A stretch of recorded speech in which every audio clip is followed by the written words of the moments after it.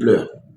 Parce que quand la personne pleure et toi tu ris, même si tu riais pour quelque chose, c'est comme si tu te fous de lui.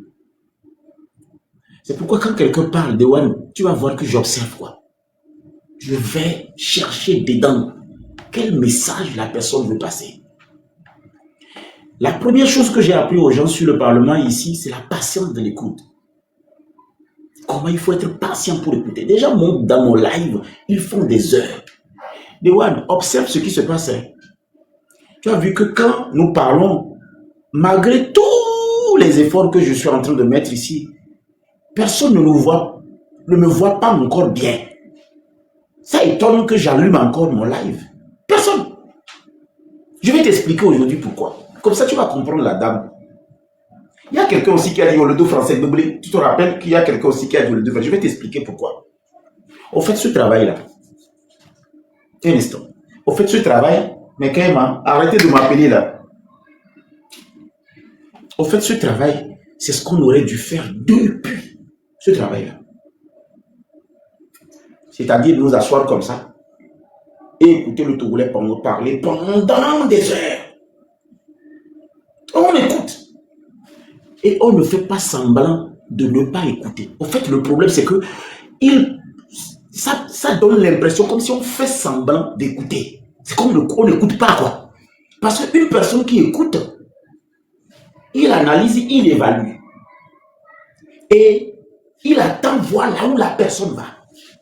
Mais ici, ce que le Togolais a réalisé, c'est que c'est comme si on ne les écoute pas. On ne les a jamais pris au sérieux. Personne ne les a jamais écoutés.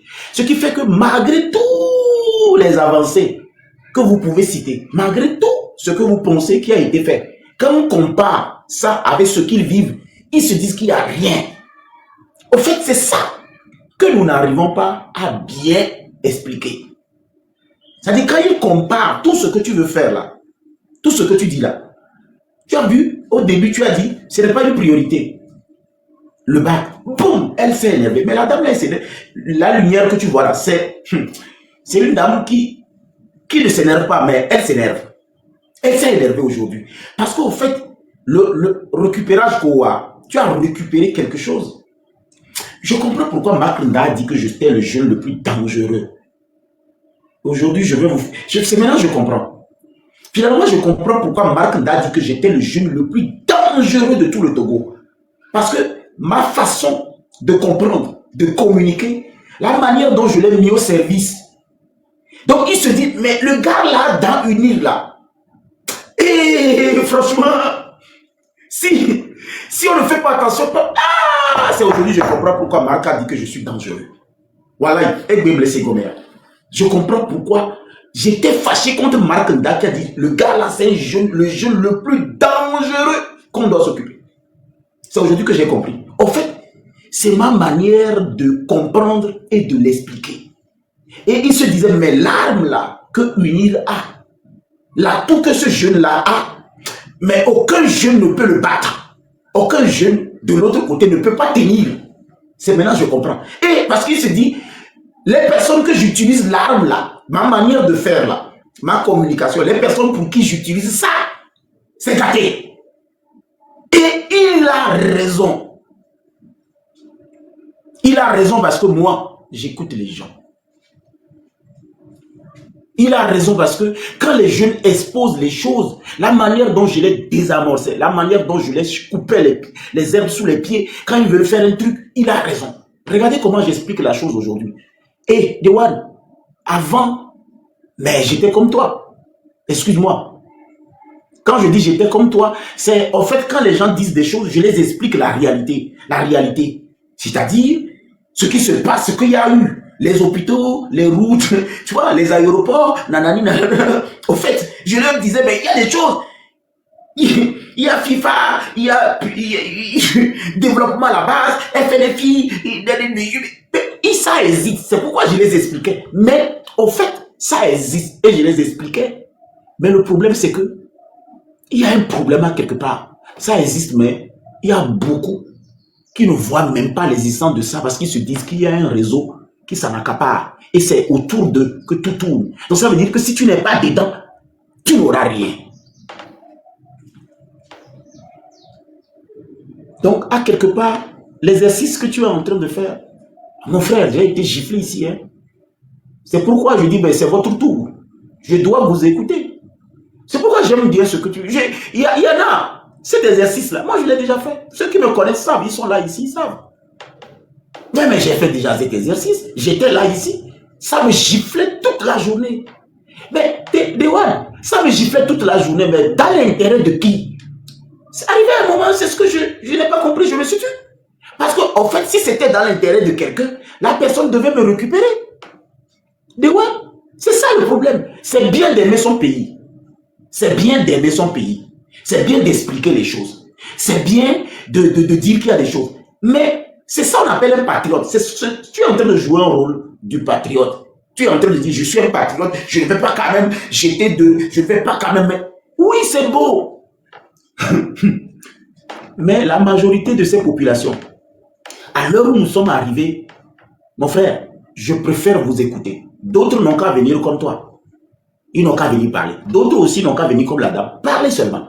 Moi, le talent que j'ai, si quelqu'un veut que je mette encore ce potentiel à son service, je dois être mandaté. Je suis désolé. Sinon, je vous écoute. Et je vais toujours vous écouter. À partir de maintenant, là, le talent que j'ai, que vous n'avez pas pu voir, que j'ai mis à la disposition, comme personne n'a vu ce talent, personne n'a vu l'utilité de ça, je ne vais plus jamais dire à un jeune que ce que tu es en train de dire, il y a les gens qui sont aux affaires, qui sont censés le faire, ils n'ont qu'à venir le faire. Ce n'est plus mon rôle, Dewan. Ce n'est plus mon rôle. Il y a des personnes qui sont aux affaires, qui n'ont pas compris notre patriotisme.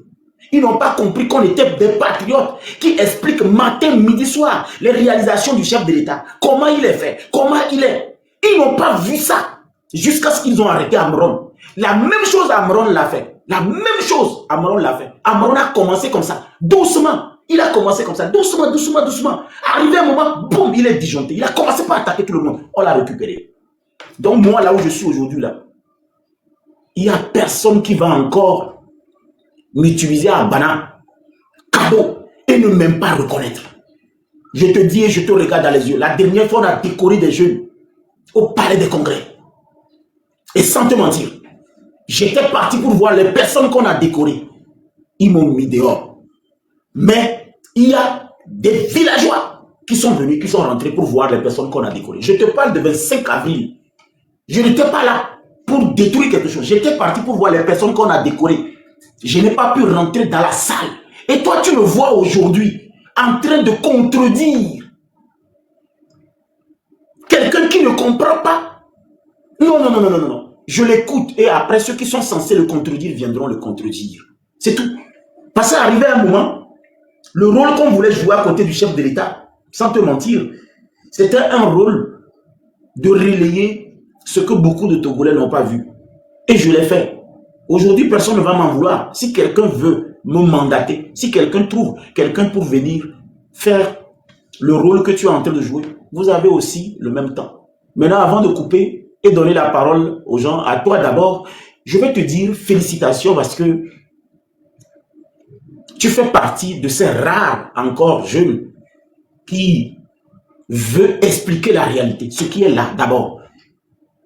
C'est-à-dire, c'est pourquoi je dis, cet exercice, c'est beau, je t'écoute. Et c'est pourquoi des fois je fais comme ça, je fais comme ça, je fais comme ça. C'est tout beau. Et je voudrais aussi trouver d'autres jeunes comme ça.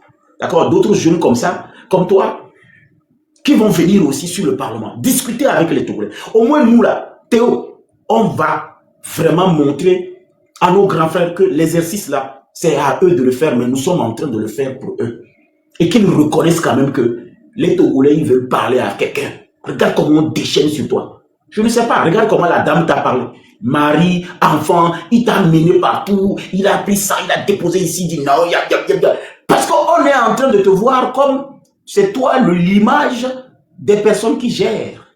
C'est toi le représentant, c'est-à-dire tu es envoyé. Tu vois, c'est comme si tu es envoyé. Mais tel n'est pas le cas. Toi, tu fais ce que personne n'a fait hier. Toi, tu fais ce que Papson a fait hier. Et Papson pensait qu'en le faisant, ils vont aussi comprendre que je jouais mon rôle, même si je ne suis même pas ministre. Moi, je pensais qu'ils vont dire, bon, ok, Papson, il est là tout le temps sur les réseaux sociaux à défendre le régime, à défendre le président, à défendre les ministres, à défendre les... Bon, qu'est-ce qu'on fait? Au moins, la reconnaissance. Et c'est quoi la reconnaissance? Ce n'est pas me donner un poste ministériel. Ce n'est pas me donner un travail. Reconnaître. Reconnaître, mais on dit quoi? Un coup de fil. Alors oui, bonjour. Oui, Pape Sonia. Ouais, passe me voir. C'est qui? C'est ta. Bon, j'ai vu tout ce que tu es en train de faire. C'est beau, c'est bon. Mais quand les autres jeunes insultent le président de la République, vous voyez comment ils cotisent de l'argent? Dewan, écoute-moi bien et tu vas être guéri aujourd'hui. Tu vois les autres jeunes, quand ils insultent le président, tu vois comment on donne le cœur, les cœurs. Tu n'as pas vu, la dame est passée de 3100. Tu ne regardes pas bien. 3000 et quelques. On a donné. Toi, on a donné quoi? Ça veut dire que les gens se retrouvent. Maintenant, et toi? Et nos gars, c'est-à-dire, et toi? Ça veut dire que ici, normalement, il doit y avoir un choc de titan. Quand tu parles et les gens se retrouvent dedans, on t'envoie brrr. Quand l'autre parle, il s'envoie brrr. Il y a un problème. Le problème qui se pose, c'est que, et les gens là, pour qui nous parlons, ils sont où? Ils devaient être là. Et comme ça, on va les voir. Et quand on les voit, et on remarque que ces gens-là comprennent l'effort qu'on prend pour s'asseoir dans un bureau, faire 8 heures, 12 heures, à écouter les populations parler, ce n'est pas rien. Maintenant, ils vont dire c'est TikTok. Ils vont dire non, mais c'est TikTok. Non, mais les enfants, ils s'amusent. La vidéo que j'ai partagée hier où j'ai montré mon image avec Amron, tu sais dans quelle maison on a réalisé cette vidéo? On l'a réalisé dans la maison de Nyansimbe. Amron est allé à l'école avec les Nyansimbe. La vidéo là que j'ai montré moi avec Amron, on chantait. C'est dans la maison de Nyansimbe. De la famille Nyansimbe. Aujourd'hui, je vais sortir du silence pour te permettre de comprendre et d'analyser prochainement. Et comme ça, tu vas comprendre pourquoi on t'attaque comme ça. Moi, j'ai un grand frère. Ça, je vous fais un témoignage aujourd'hui. J'ai un grand frère. Ce grand frère, j'ai commencé la politique avec lui. Il me dépasse juste avec 1 an. On a commencé la politique ensemble. Moi, j'étais chanteur. Lui, il avait un collectif. Ce grand frère, aujourd'hui, de 1 an, il est multimilliardaire. Dewan. Multimilliardaire. Des sociétés un peu partout. Il ne m'a jamais même confié. Moi, son petit frère avec qui il a commencé la lutte, il était petit. Nous tous, on était petits comme ça. A embarqué dans la lutte avec le président Faure Essoz-Moula Niassibé. Il ne m'a jamais confié même un petit rôle d'agent commercial. Il ne m'a jamais confié même un petit rôle de chargé de mission. Mais il a des sociétés. Puis, il est un maire. C'est un maire. J'ai pris mon organisation, je suis allé négocier avec lui. Je dis, mais confie-moi le balayage des routes. Parce que j'ai des membres de mon organisation, des vieilles femmes, des vieilles, qui veulent balayer la route pour avoir des contrats. Il ne m'a jamais donné ça. Écoute-moi bien. C'est-à-dire, confie-moi le balayage des routes. Parce que les mairies s'occupent des balayages de routes. Moi, je ne vais pas balayer les routes. Mais comme je suis une organisation à but non lucratif et que mes membres sont des bénévolats, je vais regrouper les femmes de mon quartier qui vont prendre des tronçons et ils vont balayer la route comme on fait l'entretien des routes. C'est-à-dire, quand je dis balayage des routes, l'entretien des routes. L'entretien des routes. Parce que tu es mon grand frère avec multimilliardaire. Et au bout de je ne vais pas aujourd'hui jeter de la discrédit sur lui. Le problème, c'est quoi? Si dans mon organisation, les femmes me disent, président, tu dois nous aider parce que vous êtes à côté du, comment on appelle, du pouvoir. Voilà, tel projet va présenter à telle mairie et tout. J'ai ramené la foire communale chez mon grand frère. Là. Une foire qui doit promouvoir la consommation locale. En incitant une production locale, que les Togolais commencent par manger localement. Que ce soit leur tailleur, leurs ressources, c'est-à-dire leurs ingénieurs, c'est-à-dire vos coiffeurs dans les quartiers. Pour que le quartier se développe, il faudrait que chaque Togolais consomme localement. Au Madio, les quartiers, mais là, avec ton la figo, ça veut dire que dans ton quartier, tu cours dans ton quartier, tu te coiffes dans ton quartier, tu manges dans ton quartier, tu utilises les restaurants de ton quartier. Comme ça, le quartier se développe. Un projet que je suis allé montrer à ce grand frère, foire communale, où finalement, dans chaque quartier, on présente toutes toutes les sociétés du quartier afin qu'on puisse savoir quel est le jus qu'on produit dans le quartier, quelle est la sauce tomate qu'on produit. Watito, quel est le quartier bon, comme toi, quel est le quartier bon. Donc ça veut dire que la foire, maintenant, ce n'est pas la population qui va vers la foire, mais c'est la foire qui va vers la population. Et dans chaque quartier, on fait la foire communale pour inciter et expliquer la population du quartier. Mais il y a des quartiers, mais on a tomate, il y a des quartiers, mais on a des chien, il y a des quartiers, donc, tout le quartier, ne sortez plus dans le quartier pour aller acheter ça ailleurs. Le gars ne m'a pas soutenu. Il n'a pas financé ce projet. J'ai eu une dette de 7 millions et quelques. Et le jour où j'ai rencontré le ministre du Commerce à l'époque, Monsieur Adedje, je l'ai écrit une lettre et j'ai dit, Monsieur le ministre, j'apporte une innovation au mois de la consommation locale. Cette innovation va permettre aux Togolais de décentraliser d'abord la consommation locale dans leur commune pour c'est-à-dire l'économie équilibrée. Il m'a juste répondu avec un courrier pour me dire félicitations. Rien. Pas de subvention, rien. J'ai eu une dette de 7 millions et quelques. Moi-même, j'ai commencé. J'ai fait pour Aného. Et finalement, j'ai fait pour, comment on appelle, le rond-point. La foire qui avait eu au niveau de Concorde, là, le rond-point. C'est là-bas que j'ai fui. Moi-même, j'ai fui la foire. J'ai laissé tout. C'est-à-dire, on a fait les stands, on a fait les trucs, on a clôturé tout. J'ai mis l'argent là-bas. Arrivé à un moment, j'ai fui. J'ai laissé tout là-bas. Je n'ai jamais ramassé mes affaires. Je ne les ai jamais ramassés. J'avais une dette de 7 millions. 7 millions. Parce que pour faire une foire, c'est des tentes, c'est la clôture, la sécurité. J'ai pu payer les 3 jours. Quand j'ai vu le reste là, wow, je l'ai mis sous le coup d'un partenaire et j'ai fui. C'est-à-dire, j'ai vendu le truc à un partenaire. Un partenaire qui est venu prendre. Le monsieur, il ne m'a jamais pardonné. Le monsieur dont je parle là, j'ai pris tout, j'ai mis ça à son cou et puis moi-même j'ai fui. C'est-à-dire, les 3 jours, j'ai pu payer la sécurité, nanani, nanana. À partir du 4e jour, il y a un partenaire qui est arrivé, il m'a dit, bon, je veux vous accompagner, je vais installer mon truc ici. Oui, mais c'est bien. Oui, mais c'est bon. Je lui ai donné une grosse place comme ça. C'est gros comme ça. Je lui ai dit, prends tout ça là. Tu deviens mon collaborateur. Toi, tu es devenu mon premier partenaire. Je suis parti. Comment il a fait? Comment il a payé le reste? Comment ils ont fini là-bas? Comment ils ont clôturé? Comment ils ont dégagé le terrain? Là où moi je suis là. Là où moi je suis. Je n'ai jamais fait ça jusqu'aujourd'hui. J'ai fui. Et on m'a dit un beau matin que le ministre du Commerce venait à l'hôtel 2 février. Et le jour-là, j'ai fait tout pour rentrer dans la salle parce que je pensais que le ministre même va assister aux discussions. Le jour-là, il n'était pas venu. Et c'est là que je découvre un monsieur sur le panel qui est devenu après ministre de la Jeunesse. C'est-à-dire, je vois un monsieur sur le panel qui est venu nous expliquer le commerce, nanani, nanana. Après, c'est lui qui est devenu le ministre de la Jeunesse. Et le jour-là, c'est le jeune-là que j'ai parlé. Il est plus âgé que moi, c'est vrai. Et je lui ai dit, monsieur, vous portez des chaussures, or que Garpa Shoes fabrique des chaussures au Togo. Or que nous avons des stylistes qui coupent des costumes ici comme Destmo Design, comme Jules Laplume, style Tahiti. Pourquoi vous ne confiez pas c'est-à-dire l'argent que vous utilisez pour payer vos costumes de 30 000 $, 40 000 $, des chaussures de 2 000 $, 5 000 $, pourquoi vous ne confiez pas ça au Togo?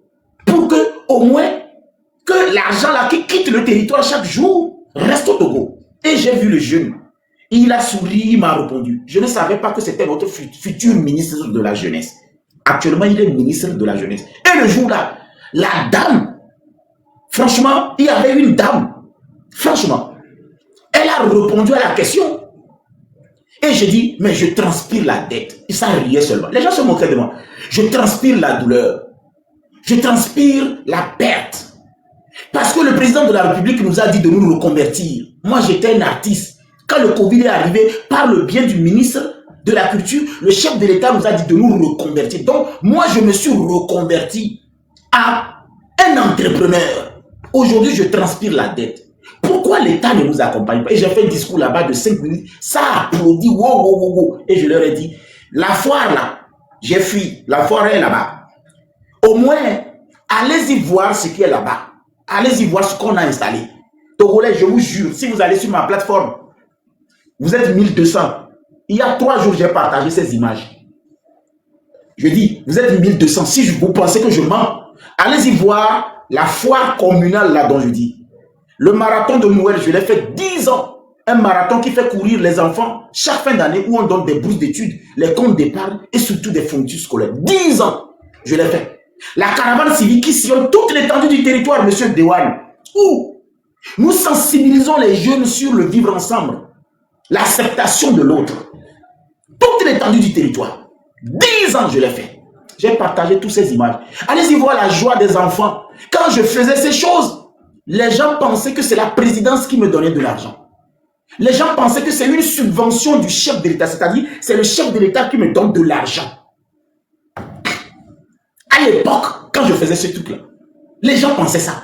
J'ai partagé ces images. Pourquoi j'ai partagé ces images? Je veux que les 1200, allez-y voir comment les enfants étaient heureux de repartir avec des cadeaux. C'est ça que les journalistes se sont organisés pour casser encore mes pieds chez Dodo Cosmétique, qui était le seul partenaire qui nous accompagnait d'une façon fulgurante. Dodo Cosmétique. Et c'est là où qu'elle a mis le réseau. C'est pourquoi je n'ai jamais pardonné les Togo VPC, les Raoul, les Agabango et tous ces gens-là de m'avoir présenté au monde entier comme un monstre, or que je n'étais même pas un monstre, pour salir mon organisation, afin que je ne puisse rien faire. Voilà pourquoi j'ai dit ces gens-là, ils sont complices de ce qui se passe dans notre pays, puisque c'est eux qui ont allumé des lives pour me présenter comme un homme qui viole, qui escroque, qui porte. C'était juste mon organisation qu'ils n'aimaient pas. Ils ont fait monter des filles. Les enquêtes de la BR, ils sont finis. Les enquêtes de l'anti-gang sont finies. Les gens sont coupables, on ne les a jamais enfermés. On a jugé des journalistes en assise, condamnés à 4 mois d'emprisonnement. Dommages et intérêts, 500 millions. On ne les a jamais enfermés. On ne les a jamais enfermés. Toutes les personnes qui sont reconnues dans cette... Personne ne les a enfermées. Pourtant, on devait les juger et maintenant situer l'opinion publique. C'est pour vous dire qu'arrivé un moment, j'ai dit, mais il faut que j'écoute, c'est fini. Je ne vais plus jamais donner l'impression à quelqu'un que je ne suis pas ce qu'il dit. Tu dis que je suis voleur, c'est ça je suis, point. Tu dis que je suis mendiant, c'est ça je suis, point. Tu dis que je suis un lâche, c'est ça je suis, point. Tu dis que je suis tout ce que tu veux. Parce que si jamais je contredisais ce que tu dis, une discussion va commencer et je vais perdre de l'énergie. Voilà pourquoi quand ça parle, je les écoute. Voilà pourquoi je les écoute. Moi, je vais contredire quelqu'un pour perdre mon énergie. Non, non, non, non, non, non. C'est fini tout ça. Je ne ferai plus cette erreur de compte. C'est-à-dire de compte jamais. Comme ça, je vais regarder tout droit dans les yeux de nos dirigeants et leur dire, nous avons essayé. Il y en a qui n'ont pas essayé. Il y en a qui ont essayé aussi. Et ça n'a rien donné. Mais nous, nous avons essayé. Et si nous nous asseyons aujourd'hui ici pour dire que ça n'a pas marché pour nous, ça ne veut pas dire que nous sommes contre. Ça n'a pas marché parce qu'on ne nous a pas soutenus. Pourtant, si on avait soutenu ces foires, c'est des jeunes des quartiers qui seront. Si on avait soutenu les projets, c'est des stylistes et des tailleurs qui seront. Si on avait soutenu les projets, c'est des enfants en fin d'année qui vont manquer. Si on avait soutenu la caravane civique, c'est la population qui sera sensibilisée sur l'écoute. Donc, nous, quand on tombe malade, on va voir les grands frères. Et ces grands frères, le grand frère dont je parle, le maire, non, malgré tout, si je tombe malade, il m'envoie quand même à l'hôpital. Il me paie mes produits. Il me soigne. Si je dois quitter le Togo pour aller me soigner, il paie le billet d'avion quand même. C'est-à-dire ce qu'il doit faire pour que moi-même je me prenne en charge, il ne le fait pas. Ce qu'il doit faire pour que moi-même je devienne indépendant, non. C'est-à-dire j'ai été dépendant. Donc ça veut dire qu'il s'occupe de moi pour me manger, ma santé, m'envoyer. Non, non, il le fait. Il fait ça quand même. Et c'est comme ça qu'un beau matin, j'ai dit c'est bon, je vais prendre mon envol. Et c'est pourquoi depuis ce jour, quand j'ai rencontré le chef de l'État en 2023 à Berlin, il m'a dit, qu'est-ce que tu deviens? Je lui ai dit ce que je devenais. Et quand je suis rentré au Togo, quand ils m'ont encore arrêté pour ces histoires bizarres de filles que j'ai corrigées, parce que à l'époque, on pouvait régler ce problème-là au commissariat. Quand ils m'ont encore arrêté, quand je suis reparti voir le chef de l'État, je l'ai expliqué. Voilà l'investisseur dont je vous parlais quand j'étais arrivé en Allemagne, c'est lui. Il est prêt à construire des hôpitaux dans chaque région. Il veut aussi vous aider à faire des routes. Il a des investisseurs indiens et suisses et comment on appelle arabes qui veulent rentrer au Togo, mettre le Togo, décoller le Togo. Ils l'ont déjà fait au Guinée. Et ils sont en train de le faire en Guinée. Ils sont en train de le faire aussi, et comment on appelle au Centrafrique. Ils veulent faire le Togo. Il me dit, introduis une audience. J'ai introduit l'audience. Donc, Dewan, c'est juste pour te dire que là où je suis aujourd'hui, c'est beau. Et je te félicite d'ailleurs. Et je t'encourage. Tu es honnête, tu es réaliste, tu es objectif. Tu joues un bon rôle. Il y a l'autre aussi qu'on appelle Dias aussi, de temps en temps aussi, il est là. Il y a le grand frère Inam aussi qui vient aussi. C'est bon, c'est des rôles. C'est-à-dire parce que vous êtes allé à l'information. Vous connaissez. Mais je vais vous dire une vérité. Et souffrez que je puisse comme ça le dire pour que vous compreniez la mentalité. C'est qu'aujourd'hui, si 1% de volonté est activé dans le cœur des personnes qui nous dirigent, la moindre des choses qu'ils doivent faire, c'est d'écouter. C'est de s'asseoir et écouter. Je dis bien, si 1% de volonté est activé dans le cœur des personnes qui nous dirigent, aucun Togolais ne doit être empêché de pouvoir dire ce qu'il a sur le cœur. Maintenant, on doit juste les organiser sur comment le dire, comment respecter tout ce qu'il y a comme loi. Mais dans le cas contraire, sans te mentir, si vous venez de temps en temps, à moins que vous êtes dans un rôle, parce que Diaz, je dis Diaz, Théo, moi on m'a dit que j'ai été payé. Bon, moi aussi je peux te reposer la même question, parce qu'on m'a toujours dit que j'ai été toujours payé. Donc, ils ne comprenaient pas que c'est une volonté. C'est-à-dire, on se lève et puis on vient, ils ne savaient pas. Maintenant, si toi, peut-être toi, tu as été le jeune finalement qu'on a engagé et qu'on paye, ou bien que l'État a trouvé, bon, de temps en temps, de nous envoyer sur notre plateforme pour essayer de nous expliquer les choses, alors là, félicitations, c'est un bon job. Félicitations. Mais si c'est juste ce que moi aussi j'ai fait, alors là aussi, je te dis félicitations, bienvenue dans la grande équipe. Mon frère, maintenant tu as la parole. Je pense que je t'ai expliqué. Bienvenue. Ok. Merci, le président Papson. Moi, j'ai vraiment aimé votre allocution. Ça m'a beaucoup touché. Et vraiment, merci pour l'expérience que tu as partagée avec moi et tout ça là. D'abord, je tiens à dire à tout le monde ici dans le live ici que moi, je suis pas payé. Je pense même pas que le chef de l'État sait qu'il y a quelqu'un comme moi qui est en train de faire ce travail-là. Je pense pas, parce que dans tous les cas, je ne suis pas venu avec mon vrai nom. Donc, je pense pas que eux-mêmes, ils ont en fait l'information sur le profil qui est derrière ce message-là. Moi, j'ai un problème et ce problème m'a touché. Pourquoi? Parce que le jeune Togolais a abandonné. Le jeune Togolais a abandonné dans l'espoir qu'il y ait quelque part une solution pour lui. Et c'est ça qui me touche personnellement. Moi, quand j'ai voyagé, je suis parti par exemple au Mali, au Burkina, les jeunes là-bas ont quel mandat? Un instant, s'il te plaît. Un instant. Vous voyez, c'est la vidéo dont je parle là. Regardez tous ces enfants. Ça, c'est la vidéo là. Regardez la caravane civique. Ça, si on est. Même nous avons rencontré le chef de l'État. Hein. Il nous a salué. La vidéo de Mamachi. Ça, c'est ADM. Le projet Mamachi là. Regardez tous ces projets, toutes ces choses là que nous avons produit. Ça, c'est Mamachi. Tout ça là, nous avons produit. Et ça, c'est Togo 2000. Ok. Je vous montre encore le tout dernier pour que vous voyez.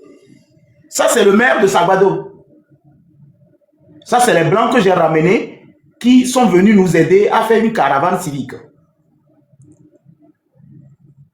Vous voyez ici, ça, c'est les Blancs. Ils sont venus de la France. Ça, c'est la photo d'ensemble que nous avons. Ça, c'est le maire, ça.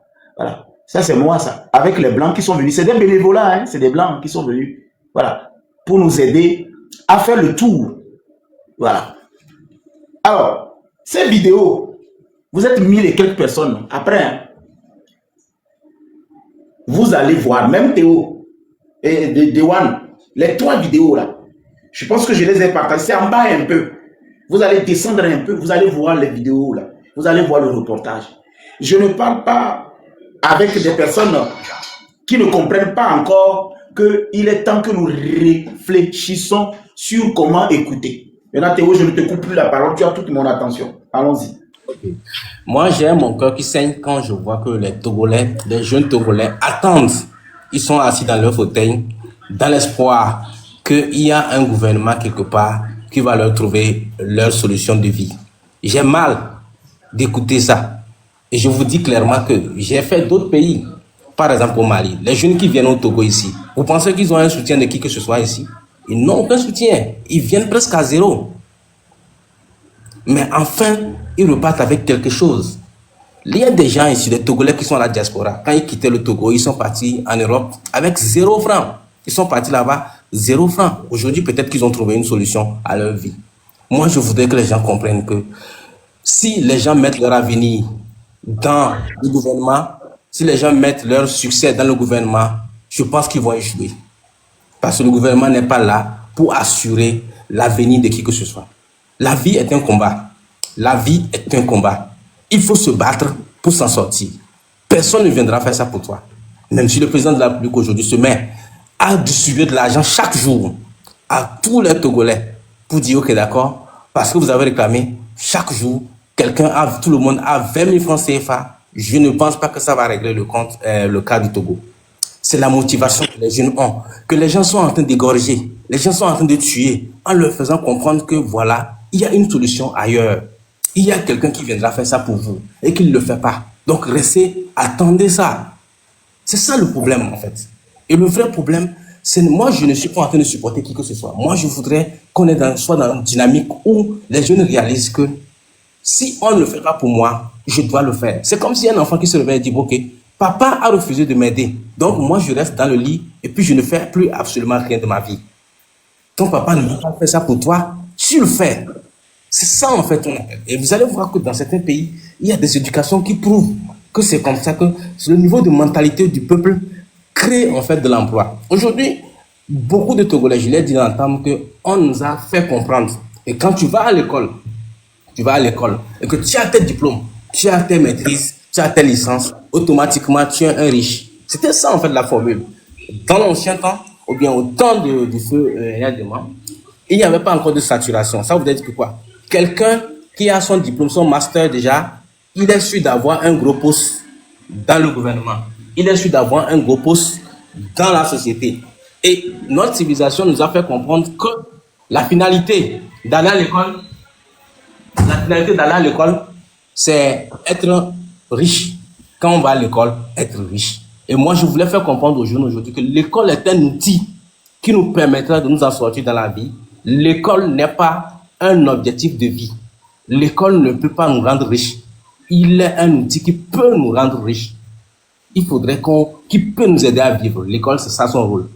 L'école n'a jamais été une finalité pour dire, ok, d'accord, maintenant j'ai mes diplômes, je suis pauvre. Vous allez voir que les jeunes Togolais dépensent plus de 14 ans de leur vie pour avoir le master ou bien la licence. C'est-à-dire, il va à l'école. Ça, c'est quand il n'a pas échoué, ça. Hein. Il prend 14 ans de sa vie. Ces jeunes-là n'ont jamais appris l'économie financière. Ils n'ont jamais appris la gestion financière. Pour eux, quand j'aurai mes diplômes, j'aurai une fonction, j'aurai un boulot qui va me permettre de m'occuper de ma famille, de mes parents qui ont investi leur vie pour m'aider à aller à l'école.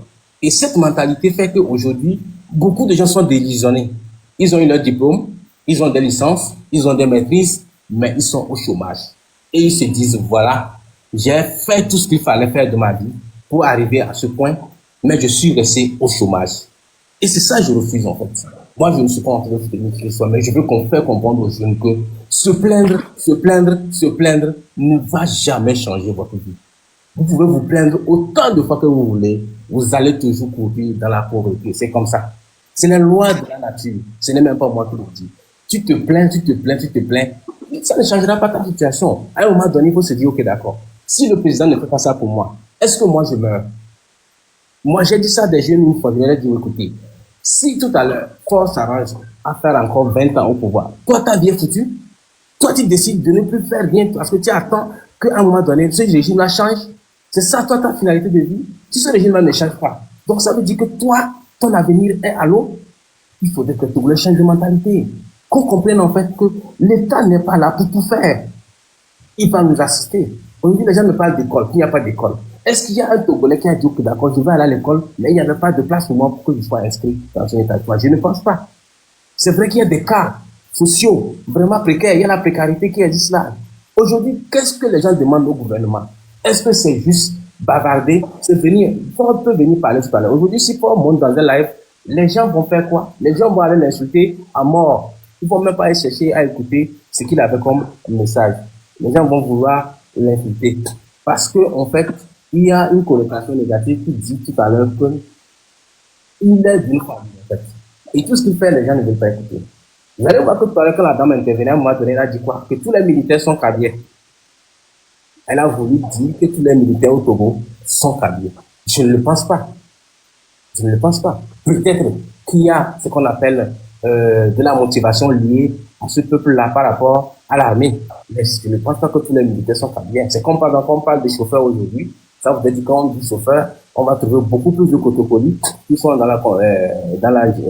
excusez-moi le terme, qui sont dans ce sens-là. Donc c'est pour dire en fait qu'on ne peut pas changer et mettre ce type de comportement-là et on va avancer. Tout le monde en a là le bol. Si moi je vous dis mes expériences, si moi je vous raconte ce que moi j'ai vécu, les gens vont pleurer plus que ce que la dame a dit. Si moi je me mets à vous dire tout ce que j'ai traversé pour arriver là où je suis là, et que les gens me disent, ouais, je suis un vendu, je suis ainsi, je suis ça, je suis. Parce que j'ai dit à un moment donné que je n'attends personne pour aller là où je vais aller. Personne n'est là pour aider que ce soit en fait. Tout le monde est là pour son intérêt personnel. Je vous le répète, tout le monde est là pour son intérêt personnel. Donc, si on comprend ça, on se dit que les jeunes Togolais doivent arrêter de rêver. Ils doivent arrêter de regarder les réseaux sociaux et de dire, ok, d'accord, nous, on attend un changement. Et ils ne savent même pas de quoi est composé ce changement. Parce que quand on parle de changement, les gens n'arrivent pas à intégrer ce que c'est qu'un changement. Pour les gens, c'est qu'il faudrait que le président de la République parte. C'est eux ce qu'ils appellent. Excuse-moi. Tapotez, s'il vous plaît. On est en train de chuter là. Tapotez, s'il vous plaît. On est en train de chuter. Finalement, Blackstone doit parler, hein, parce que Black, il est là. La parole à Blackstone. Dewan, merci beaucoup. Non, je vais chuter, je n'ai pas encore chuté, s'il te plaît. Tu ne peux pas me couper la parole comme ça, s'il te plaît. Je sais que ce que je dis ne te plaît pas. Ça ne te plaît pas, c'est vrai. Mais ce n'est pas parce que ça ne te plaît pas que moi je dois il faudrait que moi je donne mon message aux jeunes. Que les jeunes comprennent aujourd'hui que s'ils attendent le gouvernement pour s'en sortir, ils ont échoué. Ce n'est pas au Togo, dans tous les pays du monde, c'est comme ça que ça se passe. S'ils attendent le gouvernement pour s'en sortir, ils ont échoué. Merci. Black. Un instant, madame, je dois vous dire la vérité. Je pense que vous êtes tombé par erreur. Ne quittez pas, on va vous refaire monter tout à l'heure. Merci. Black. Oui, bonsoir. Bonsoir, désolé. Merci pour tout ce que vous faites. J'ai écouté tout un chacun. Et franchement, j'ai pas voulu aborder dans le sens ou bien paraphraser ce que ou bien aller à l'encontre de ce que M. Théo est en train de dire, mais j'ai voulu apporter autre chose, mais je vais parler un peu de ce qu'il est en train de dire. C'est comme si notre frère n'arrive pas à comprendre les Togolais. Au fait, aucun Togolais ne demande pas à aller rester à la présidence et tendre les mains pour que Fort lui donne 20 000 francs chaque mois. Aucun Togolais ne veut pas ça. Nous ne sommes pas des petits, mais des vieux mignons, il faut Théo. Nous blonds pour le blond, nous blond. Ne douléa, ne au le plodou, même vieux, on on la facilité tâche ne devia n'était entreprendre nous commis le blanc et ça fait 58 ans, disons 60 ans. On a facilité tâche nami pour que les choses marchent. Par exemple, supposons il y a beaucoup de terres cultivables au Togo ici. Est-ce que quand tu vois le gouvernement, est-ce que vraiment ils arrivent à aider la jeunesse à les financer pour qu'ils développent l'agriculture? On connaît, on sait tout. On sait tout. On n'a pas beaucoup fréquenté, mais on connaît. On sait. Donc, ce que nous sommes en train de dire, personne ne veut tendre la main pour qu'à chaque mois, on lui donne 20 000 francs chaque mois. Personne ne demande pas ça. Mais quand le gouvernement est là pour faciliter la tâche au peuple, pour que le peuple puisse être développé, c'est ce que nous voulons. Alors, si vous ne comprenez pas ça, vous voulez montrer que le gouvernement fait ceci, tout le monde sait ça. Mais aujourd'hui, on doit dépasser ce niveau-là. Si les Togolais disent qu'ils en ont ras-le-bol, toi, je pense que tu comprends bien. Mais tu fais semblant de ne pas comprendre. Même si un autre gouvernement vient et il ne peut pas faire ce que nous voulons, il faut que ça change. Est-ce que tu as les yeux spirituels de voir que si un autre vient, il ne peut pas bien faire et c'est ceux-là seulement qui peuvent bien faire? Vous regardez les gens qui sont dans le gouvernement, ils sont vieux, ils sont fatigués. Il y a les jeunes qui ont de la force, qui peuvent travailler, aller un peu plus vite, mais on ne leur donne pas la chance. Comment tu veux que les choses changent? Comment tu veux que ces jeunes-là se développent? Si quelqu'un va à la retraite et un jeune vient, ça change les choses. Mais si une personne est là-bas durant 30 ans, 40 ans, 50 ans, en tant que ministre, hein, moi, je suis né sous des ministres ici au Togo et jusqu'à présent, ils sont ministres. Je suis en train de faire des enfants. Il y a des gens qui sont ministres dans ce pays avant que moi je ne naisse. Aujourd'hui, j'ai 46 ans. Ces gens sont toujours ministres. Et moi, j'ai des enfants. Et ces enfants aussi sont nés sous ces ministres-là. Qu'est-ce que vous voulez nous apprendre? Qu'est-ce que vous voulez nous apprendre? Soyons sérieux. À un moment, il faut être sérieux. Il faut être sérieux à un moment. Parce que ça ne va pas. Et c'est ce que nous disons. Moi, ce que je vais dire, quoi que ce gouvernement fasse, nous ne voulons plus de ce gouvernement-là. Elle est possible. Nous avons des gens et nous avons un moment, nous avons un ballon. On a tout le monde, ok, tout pas bon ballon, mais mon ami, quelle joie tu vas sentir? Tu ne peux plus sentir la joie. C'est nous qui faisons la force du gouvernement. C'est le peuple qui fait la force du gouvernement. Le peuple dit non. Il ne veut plus de ce gouvernement. Ce qui veut dire qu'ils ont échoué. Ils ont échoué. C'est pas parce qu'ils ont construit quelques routes, ils ont fait quelques genres de choses qu'on doit accepter que, comme ils nous ont conduits durant 60 ans, et ils ont fait un peu, on va leur donner encore la chance de nous conduire encore 40 ans, de nous conduire encore 50 ans. Mais c'est pas possible. Il faut qu'une autre personne vienne pour qu'on voit. Est-ce qu'il n'y a pas d'autres jeunes qui sont capables de diriger ce pays, d'être ministres, d'être à des postes? Donc, ce qui veut dire que vous voyez les autres incapables, c'est ceux-là qui sont là depuis le temps du premier président Eyadema, c'est eux-là qui peuvent conduire jusqu'à la fin du monde. Mais c'est pas possible ce que vous êtes en train de dire. C'est ce que vous êtes en train d'insinuer. C'est pas possible. C'est pas possible. C'est impossible. Donc, à un moment, il faut comprendre. Le peuple togolais ne veut pas qu'on leur donne à manger. Non, c'est pas ce que nous voulons. On sait que qu'on nous apprenne à pêcher le poisson et non à nous donner de poisson. Donc, en cela, qu'est-ce que ça veut dire?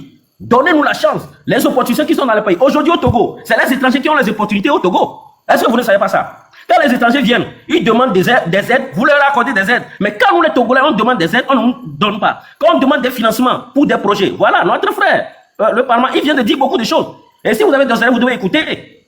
Quand bien même il est en train d'aider ce gouvernement-là, il demande à faire des projets pour aider les Togolais, mais on ne lui accorde pas parce qu'il est Togolais et qu'il va évoluer un jour et peut-être qu'il va vouloir devenir maire, ministre ou quoi. Et déjà, il y a ça dans les pensées des gens. Donc, tu veux monter pour venir nous enlever de cette place-là. Donc, mon ami, on ne t'accorde pas. C'est pas possible. On ne peut pas vivre dans un pays comme ça. Et vous voulez que ces gens-là nous conduisent toujours. Écoutez, je vais vous donner un adage en hébreu. Na avu de la wari et vime yo ponel. Na avu de la wa et vime yo ponel. Na voix de vime zerka là non pas belano. Tu vas savoir que ce chien-là, il sera vraiment un bon chien. Donc ces gens-là, durant 60 ans, s'ils n'ont pas pu aider au moins 30% des Togolais à se développer pour aider les autres à se développer, c'est qu'ils ne peuvent plus. Donc ça doit changer. Donc notre demande maintenant, ce n'est plus qu'ils viennent nous écouter et essayer de résoudre nos problèmes. Non. Ils doivent céder la place, aller au repos et que d'autres viennent. Et si on a besoin de leurs expériences, on leur fait appel. Il y a dans d'autres pays, il y a des anciens présidents, des anciens ministres. Et quand ceux qui sont au pouvoir aujourd'hui, ils demandent leurs expériences, ils viennent et ils parlent et ils montrent les stratégies, comment il faut évoluer, comment il faut travailler dans le pays. Est-ce que cela ne peut pas se faire ici? Donc ceux-là, c'est des éternels, c'est des puissants, c'est eux seulement qui peuvent développer notre pays. C'est ce que vous voulez nous dire? Non, soyons sérieux. Vous parlez de sécurité, vous parlez de sécurité. Les gens qui disent la vérité, vous les enfermez. Les gens qui pillent le pays et qui engloutissent le pays, on ne leur dit rien. C'est ce que nous réclamons, c'est des choses que nous disons. Monsieur Théo, ne viens pas nous faire comme si nous sommes des ignorants dans le pays. Moi, j'aime pas fréquenter. Mais tout ce que tu dis là, ça ne veut rien dire. Ça ne veut rien dire. Ça ne veut rien dire. On sait que chacun doit chercher à se battre pour un meilleur avenir. Mais si tu es dans un pays, le pays au moins doit t'aider à ce que tu puisses le faire. Personne ne veut mettre la main dans les cuisses et qu'à chaque fois on le nourrisse. Non, nous ne sommes pas des oiseaux bébés. Nous ne sommes pas des oiseaux bébés. On peut faire quelque chose. Regardons notre frère là. Regardez tous les témoignages qu'il a donnés, tout ce qu'il a fait. Et en ce moment-là, 7 millions. Perdre 7 millions, c'est facile. Comprenez un peu. Pourquoi vous supportez ce qui est insupportable? Ne défendez pas les choses. Vous savez, notre vie a des valeurs. Hein. Quand vous défendez le négatif, toute votre vie est négative. Hein. Quand vous défendez les négatifs, là, toute votre vie est négative. Ne défendez pas les choses qu'il ne faut pas défendre. Il faut avoir des pensées positives. Il faut avoir des pensées positives. Quand les choses ne vont pas là, ayez le courage de dire ça ne va pas. Ayez le courage de dire ça ne va pas. Et ça doit changer. Mais quoi que vous voulez, quoi que vous fassiez, Ça doit changer maintenant parce que c'est trop. Moi, mes petits-enfants, les enfants que j'ai, ils sont en train ils se fâchent aussi contre le gouvernement. Hier, quelqu'un disait, qu'est-ce que les enfants savent? Et ils sortent dans la rue pour parler. Donc, vous voulez dire que les enfants ne savent rien? C'est parce que nous ne comprenons rien. C'est pourquoi nous pensons que les enfants que nous avons ne comprennent rien. Donc, ça doit changer. Donc, franchement, il faut que nos gouvernants sachent que quoi? Ils doivent laisser pour que d'autres viennent. Qu'ils veulent ou pas, ils vont laisser. On ne veut plus. On ne veut plus. Il faut que d'autres viennent. D'autres qui voient incapables là, n'ont qu'à venir à l'œuvre. C'est à l'œuvre qu'on reconnaît l'artisan. Eux, ils ont déjà échoué. Eux-mêmes, ils savent qu'ils ont déjà échoué. Le Togolais n'est pas méchant. Hein? Le Togolais n'est pas rancunier. S'il cède, vous allez voir, le Togolais va les acclamer. Mais nous savons que quoi? Personne ne peut céder quand il a le pain dans la bouche et vous l'enlevez, personne ne peut laisser. Mais donc, sachez que nous allons marcher. Vous allez vouloir détruire certains parmi nous, mais la lutte va continuer jusqu'à ce qu'ils cèdent. Parce qu'on doit évoluer. Le Togo doit évoluer. Regardez le Togo dans la sous-région. Quand vous parlez que le social fait ceci, si vous écoutez les gens, quand vous écoutez ce que les gens font dans les ténèbres pour polir leur image, 1500 $ par heure pour polir l'image du Togo, pour que MCC puisse accorder les aides au Togo. C'est ce que vous appelez le Togo travail? Soyons sérieux, mes amis. Soyons sérieux. Soyons sérieux. Vraiment, quand j'entends certains Togolais parler, et c'est comme s'ils ne sont pas au Togo. Franchement, c'est comme s'ils ne sont pas au Togo. Moi, j'ai vu mon grand-père enseignant. Il a construit des écoles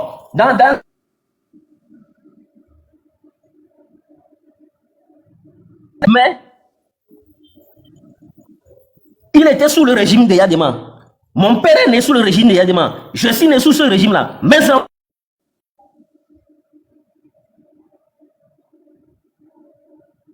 jusqu'à présent, rien ne change. Mais comment est-ce que vous voulez qu'on puisse accepter cela? Personne ne peut accepter. Même ton enfant dans la maison, dans ta maison, à un moment, il va te dire, papa, non, franchement, tu dois changer ta manière de nous conduire. Tu dois changer ta manière parce qu'on a besoin que tu nous aides à se développer. L'enfant va te dire ça. Et si tu ne fais pas, l'enfant deviendra rebelle contre toi. Donc, si aujourd'hui les Togolais se lèvent, c'est parce qu'on en est marre, on en est ras-le-bol. Ça va de mal en pire. Donc, on doit dire. On doit dire. Donc, je m'arrête là. Il n'y a pas beaucoup de choses à dire, mais que ce gouvernement sache que quoi, nous, on n'en veut plus. Ne leur demandez pas qu'ils viennent nous écouter.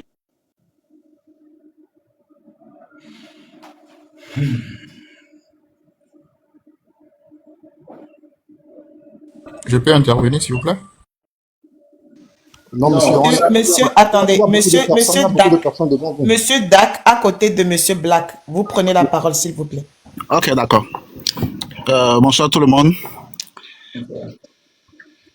Je remercie quand même l'initiative du Parlement. Je vais apporter juste quelques points. D'abord, mes encouragements à tout le monde et paix dans les cœurs. Au fait, je pense que on fait semblant de ne pas savoir ce qu'est la jeunesse togolaise. Moi, ça me fait mal à la tête de voir quelqu'un se tenir devant à peu près 1000 personnes pour dire que les Togolais croisent les bras à attendre le gouvernement. Moi, ça me fait très mal. Est-ce que ces gens-là, à un moment de la journée, sortent dans la rue pour regarder cette dynamique-là sur les routes? Est-ce que ces gens-là ont au moins une vision globale sur ce que les jeunes sont en train de faire? Est-ce qu'ils vont dans les marchés? Est-ce qu'ils vont sur les chantiers? Est-ce qu'ils savent comment les jeunes se battent matin, midi, soir pour pouvoir joindre les deux bouts? Les gens sont là, ils travaillent partout.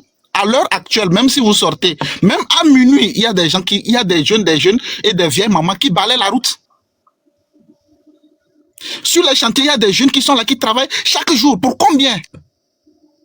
Mais quand quelqu'un va me dire ici que non, les jeunes sont passifs et qu'ils croisent les bras à attendre le gouvernement, mais c'est ingrat. Non, soyons sérieux, c'est ingrat.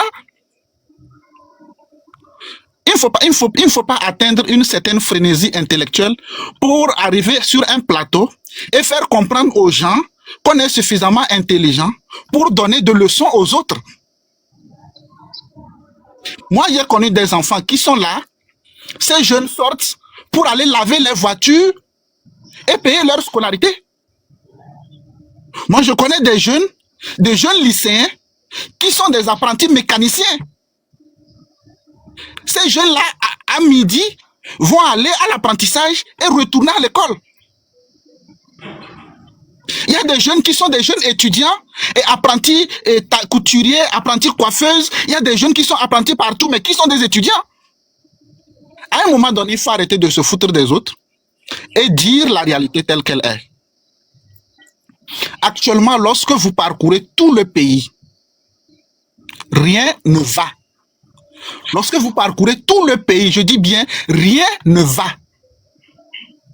Il faut qu'on arrête de nous vendre cette illusion, cette fiction pour dire que non, et on a tracé les routes par ici, on a fait. La fois passée, il y a eu la pluie. Au CHU Sylvanus Olympio, inondation. Vous imaginez, je ne sais même pas pourquoi est-ce que les gens essaient de défendre ce genre de choses. Il y a eu la pluie dans un hôpital où il y a des malades. Il y a eu de l'eau. Les moustiques partout. Les gens sont couchés à même le sol. Lorsque vous arrivez à la pédiatrie, qu'est-ce qui se passe? Et vous allez parler, ça c'est le développement. Les gens sont là dehors. Les gens qui rédigent les textes pour pouvoir accorder un prêt au Togo. Vous savez, le dossier parcourt quel chemin? Et à un moment donné, je veux qu'on nous prenne au sérieux, qu'on prenne tous les Togolais au sérieux et qu'on essaie de voir la réalité en face. Là où nous sommes là, en train de dire que ça ne va pas, c'est pas parce que il y a plein d'entre nous ici qui n'ont même pas besoin de parler. Parce que bon, ils font tout, ils gagnent bien leur vie, mais à sortir et regarder la réalité, mais ils se disent non, mais ça, il y a quelque part, quelque chose ne va pas. Même le frère Papson qui est là, il pouvait même pas allumer ce live-là et puis nous écouter. Il pouvait dire non, bon, moi là où je suis, bon, de toutes les façons, je mange bien, je fais tout bien, bon, je n'ai même pas besoin d'écouter. C'est parce qu'à un moment donné, il s'est rendu compte que non, il y a un besoin, et ce besoin-là doit être exprimé. Et c'est cette nécessité qui nous conduit maintenant à nous écouter. Et j'ai l'impression comme si pendant tout ce que le frère Papson a dit, il y a des gens qui ont juste tendu l'oreille, mais qui n'ont rien compris de ça. Sinon, je ne peux pas comprendre ce retour-là pour encore accuser un jeune Togolais d'être passif. Et moi, ça me fait mal sur ce point-là. Et là, je vais amorcer d'autres situations du pays. Par exemple, je prends un exemple d'une situation d'un jeune agriculteur qui fait un hectare de maïs, par exemple. Un hectare de maïs, le sac d'engrais est à environ 18 000 francs CFA. Et pour engraisser un hectare de maïs, il faut le faire en 3 tours. Et l'hectare prend en chaque tour 4 sacs. Donc il faut environ 12 sacs pour engraisser un hectare de maïs. Ce jeune Togolais qui va investir dans l'agriculture, qui va mettre tout ça là en place, on ne regarde même pas les mains d'œuvre, tout ce qui va suivre, l'herbage, tout ça là, on ne regarde même pas ça. Faites les calculs. À la fin, il va récolter combien? Combien de sacs? Il va revendre ça combien? Il va gagner combien? Manger combien? Économiser combien? Et pouvoir construire sa maison ici dans ce pays, ou à Lomé ici, ou partout, où les terrains en voisinent, je ne sais pas trop, les 10 millions.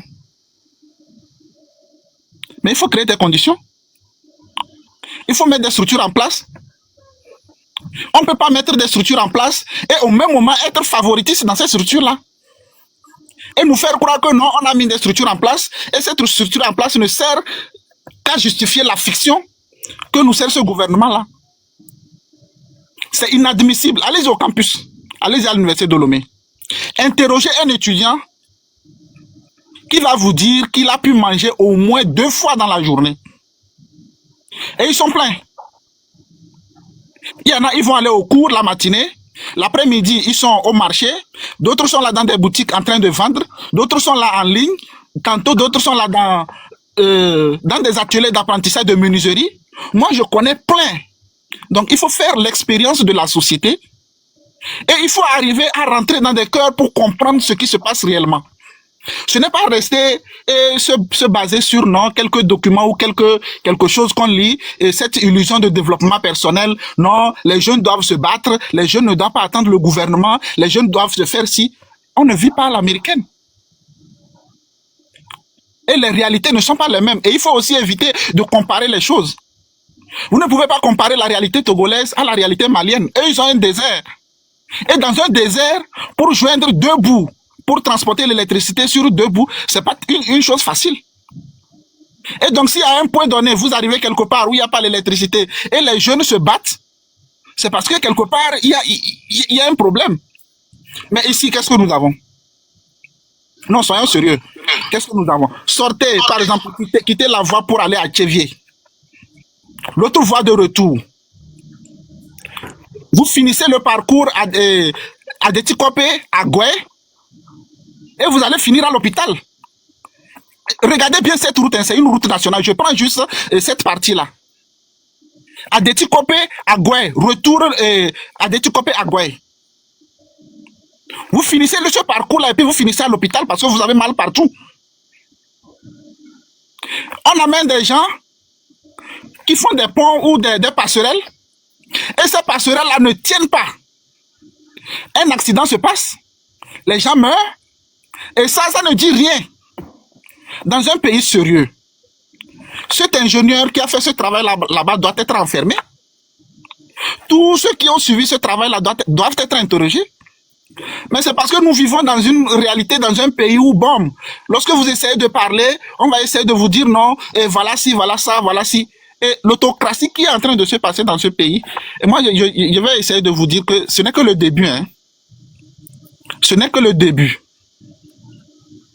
Et je suis sûr que lorsque le chaos va arriver encore, même, je sais même pas, vous pouvez envoyer quel nombre de militaires, on ne pourra pas arrêter les gens. On ne pourra pas arrêter les gens. Donc, au lieu de venir attiser encore la haine, au lieu de venir culpabiliser encore les jeunes, au lieu de venir les indexer, les dire que non, c'est à vous la faute, il faut essayer de voir aussi de l'autre côté. Il faut dire aux gens la réalité, ce qui ne va pas. Prenons nos écoles. Je vais aller encore un peu plus loin. Prenons nos écoles. Analysez un peu l'architecture de nos écoles, la façon dont nos salles de classe sont construites.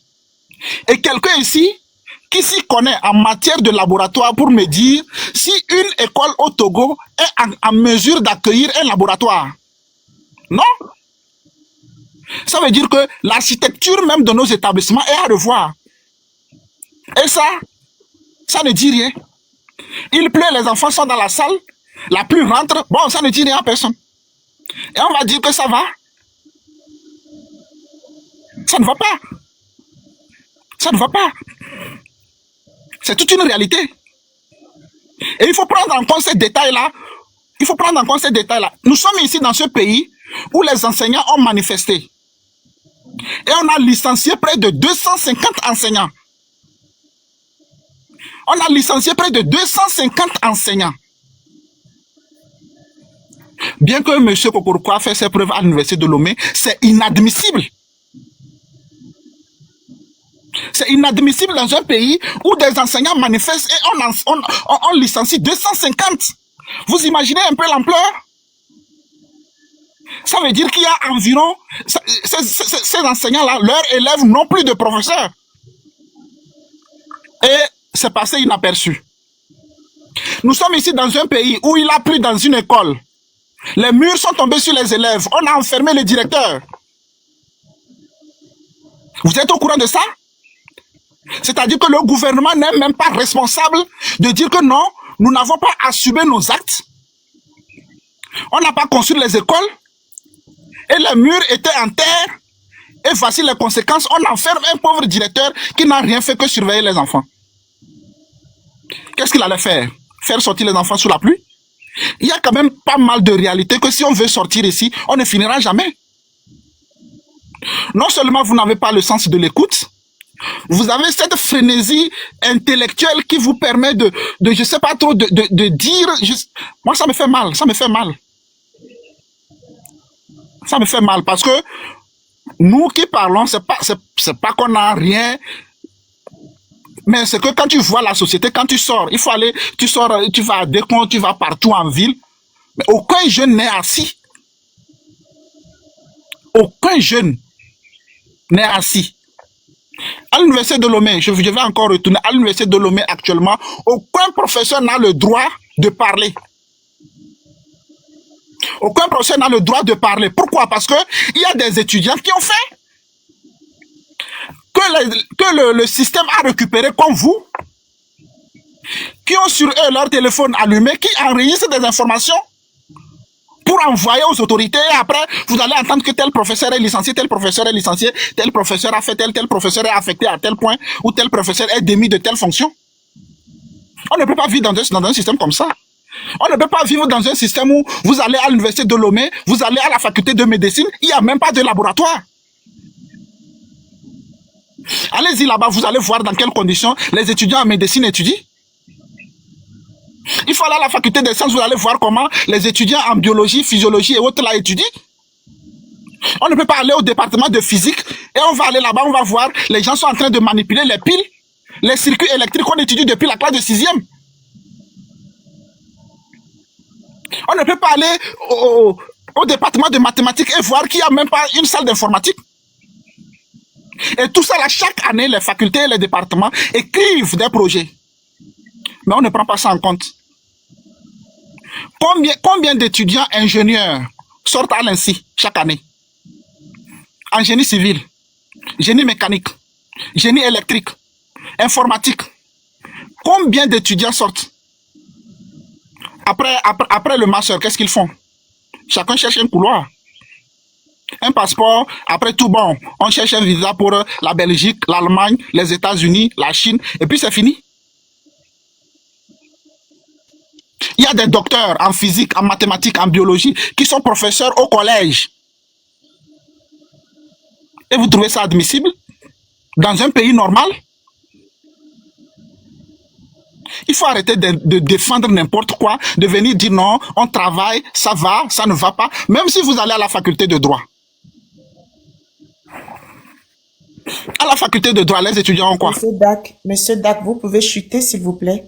Ok, d'accord, J'aimerais donner une information. On va limiter les temps. Chaque personne a 3 minutes, le temps de faire le tour pour que tout le monde puisse parler. Merci. Ok, d'accord, merci.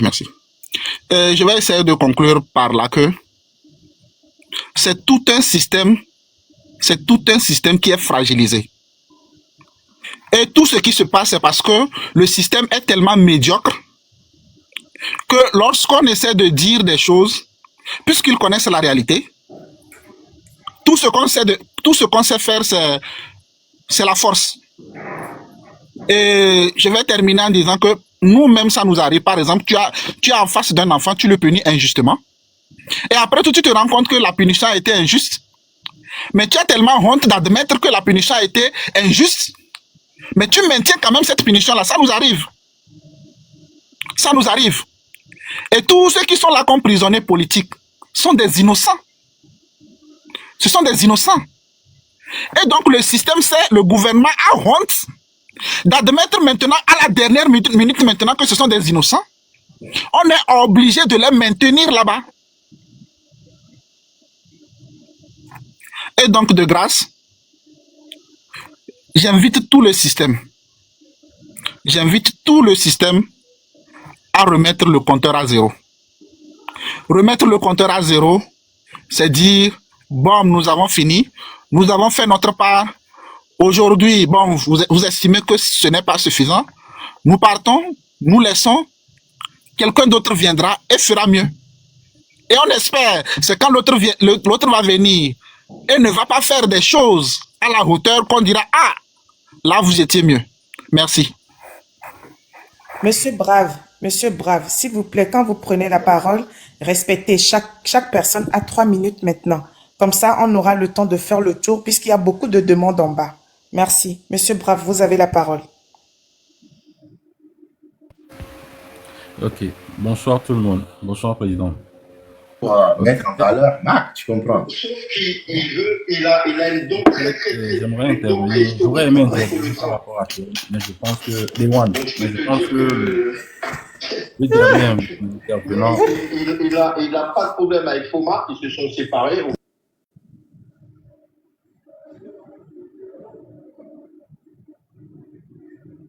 Brave, allez-y, s'il vous plaît. Ok. Donc, je pense que le dernier intervenant a beaucoup dit.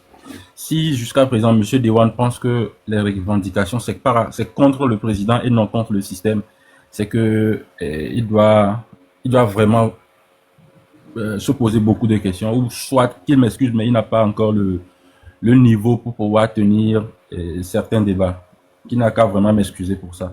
Si jusqu'à présent, il ne comprend pas ce qu'on dit, et il lui pense que c'est parce que les Togolais s'attendent à ce que le président partage de l'argent, ou même la fonction publique, quand il parlait de 12 000 emplois, ça il y a une dame qui vient de dire que les fonctionnaires font des millions. Donc 12 000 emplois dans la fonction publique, c'est pas ça qui va faire développer le Togo. Ce qu'il faut, il faut instaurer un système qui aide à développer le Togo. Ce que j'aimerais dire, hier le président Papson disait ce qu'on espère de ce Parlement. Et ce soir, j'aimerais dire, Monsieur Papson, c'est plus une doléance, mais je pense que il est temps que le gouvernement euh, ouvre un dialogue avec la jeunesse. Ce n'est plus une doléance, mais une exigence.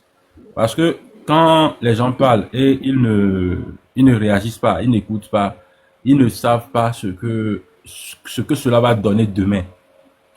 La seule force sur laquelle ils comptent, c'est l'armée. Mais ils ne peuvent pas garantir à 100% que l'armée est derrière eux. Moi, je pense qu'il est grand temps qu'ils ouvrent un cadre de dialogue avec la jeunesse et ils vont écouter la jeunesse. S'ils écoutent la jeunesse, qu'ils mettent en pratique ce que les gens vont leur dire. C'est vraiment important. Et si aujourd'hui, le président demande à ce que la jeunesse croit toujours en lui, c'est qu'il se moque de nous. Mais qu'il trouve un moyen, si ça va pas être lui, qu'il trouve quelqu'un qui peut discuter avec la jeunesse. Et quand je dis la jeunesse, je parle de ceux dont la voix porte aujourd'hui, les Papson, même les Raoul, les Blancs, tout le monde, qui a un dialogue franc. Et ces gens-là vont porter la doléance de la jeunesse togolaise. Qu'il ne se réfugie pas dans son silence. Cela va aider personne. Il y a beaucoup de choses qui vont pas bien dans ce pays. Et si on veut éviter le chaos, il faut qu'on discute. Faudrait pas qu'il y ait le chaos avant qu'on ne discute. Évitons le chaos en discutant avant. Personne n'est contre la personne. Moi, je le dis, je le dirai toujours. Personne n'est contre la personnalité de Faure Gnassingbé. Mais c'est le système. Hier, M. Ninam voulait accuser quelqu'un ici pour dire qu'il a pris de l'argent, il a fui. Comment, dans un pays normal, vous remettez des millions à quelqu'un qui aujourd'hui vous demande s'il est médecin, s'il est opérateur économique? Pourquoi ne pas faire un appel d'offres et nos frères, sœurs qui sont à l'étranger nous aident à acquérir ces matériaux-là, et vous remettez de l'argent à quelqu'un et aujourd'hui vous dites qu'il a fui. S'il a fui, nous on va pas demander des comptes à ce monsieur-là. Mais c'est le système qui a été fragilisé. C'est pour cela que cela est arrivé. Si c'est vrai ce qu'il dit, c'est parce que le système est fragile. Comment vous remettez de l'argent à quelqu'un? C'est le relationnel et c'est ce qui tue le Togo. Parce que la personne est proche de vous, vous lui remettez de l'argent, si c'est vrai ce qu'il dit bien sûr, pour qu'il parte payer des matériaux et vous dites qu'il a fui avec l'argent. Ça, c'est pas notre problème. S'il a fui avec l'argent, c'est pas notre problème. C'est vous qui avez mal géré.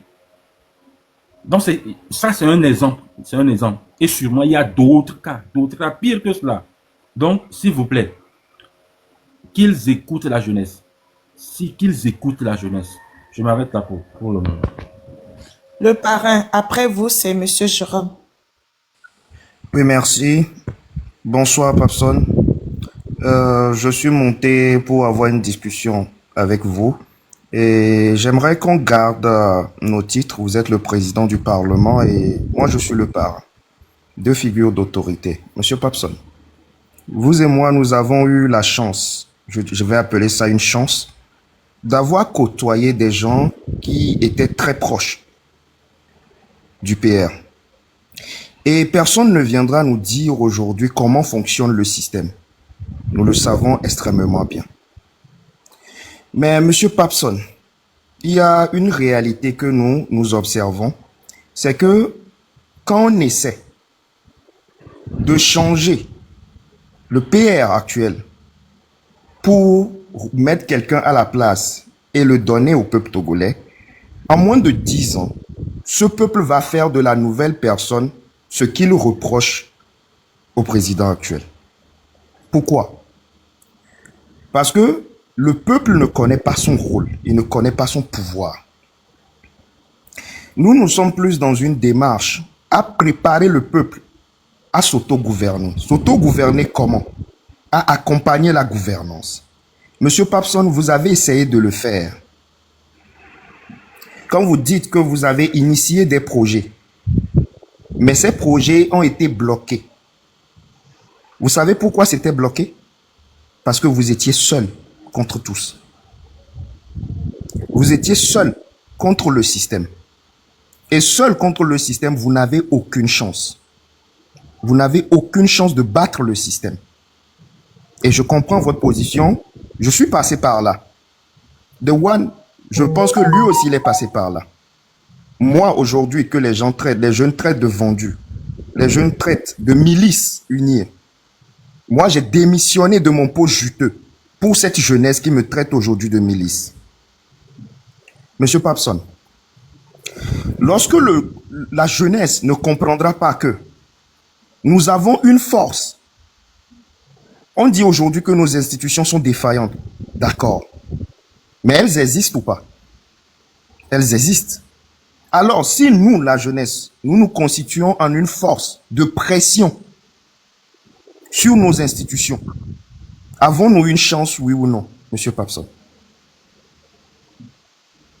Aujourd'hui, si je prends les mécanismes qui sont destinés au financement, le financement que vous recherchiez, pendant que vous étiez seul à lutter, si Papson, et vous étiez venu allumer le Parlement pour dire « Les jeunes, j'ai besoin de faire ceci pour vous. Je suis empêché. » Et que tous les jeunes mettent leur énergie en un mouvement de pression, le régime va céder. Mais nous avançons en rang dispersé. Chacun pensant que jouer l'intellectuel va changer le Togo.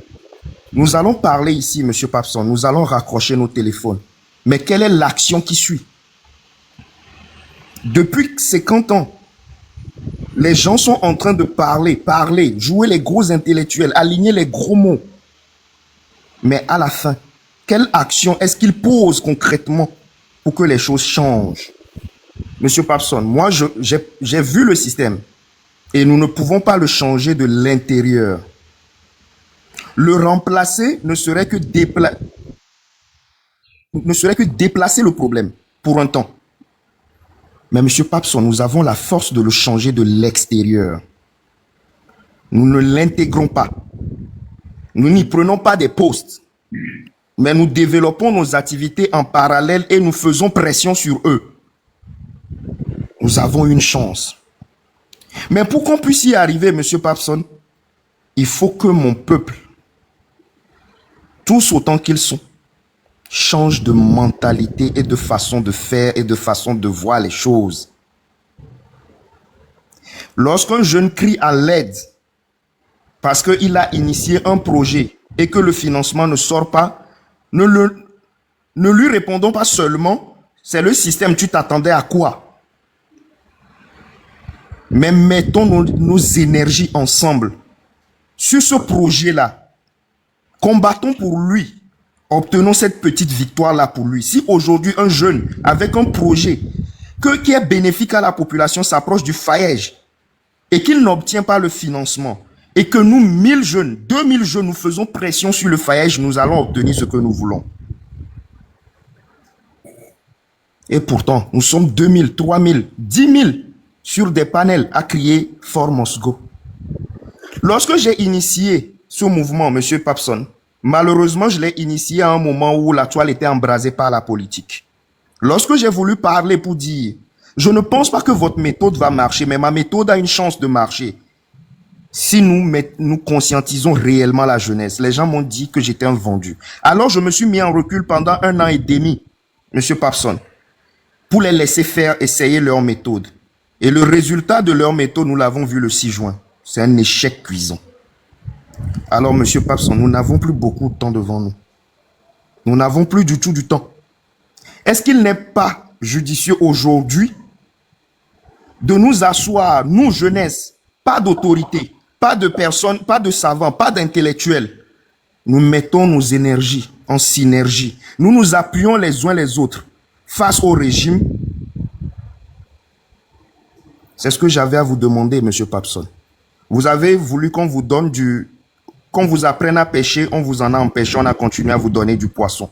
Et le peuple, lui, veut qu'on continue de lui donner du poisson. Et quand les gens arrivent pour lui apprendre à pêcher, il traite ces gens-là de vendus, Monsieur Papson. Moi, j'aimerais travailler avec vous. Conscientiser 2000 jeunes. 2000 jeunes pour faire pression. Une pression positive, une critique constructive. Un suivi. Ce n'est pas faire le moralisateur en demandant qu'on nous écoute. Monsieur Papson, si je viens avec vous, vers vous, avec un discours moralisateur, peu importe ce que je vous dis, votre esprit me sera fermé, vous n'allez rien entendre.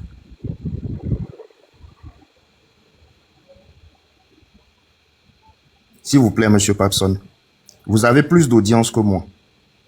Je ne vous demande pas de le faire avec moi, mais essayez ma méthode. 6 mois. Et c'est quoi la méthode? Ma méthode, c'est constituer 2000 jeunes conscients.